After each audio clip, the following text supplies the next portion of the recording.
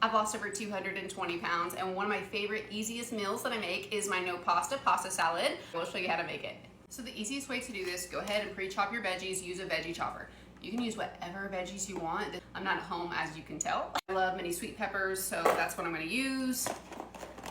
Cherry or grape tomatoes, I don't know what y'all call them. I call them cherry tomatoes.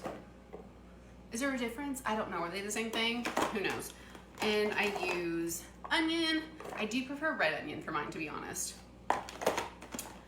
I use some mini cucumbers. So for the proteins, I love using turkey pepperoni, light string cheese, and oven roasted turkey. I just give it all a chop and it's going in.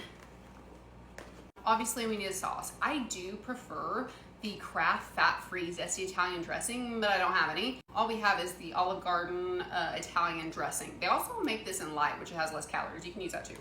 Whatever floats your boat, babe, okay? And pour it on. Give her a mix. Ooh, I just thought of something.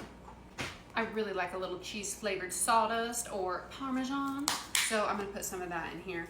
I'll be honest with you, I love eating mine with cottage cheese.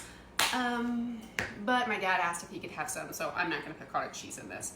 It does taste better if you leave it in the fridge, at least for a few hours or overnight preferably. You can add whatever veggies or proteins you want to this. This is just how I like mine. I would have liked some banana peppers. I know some of y'all are gonna suggest olives. I don't do olives, but either way, it's gonna be delicious, I promise.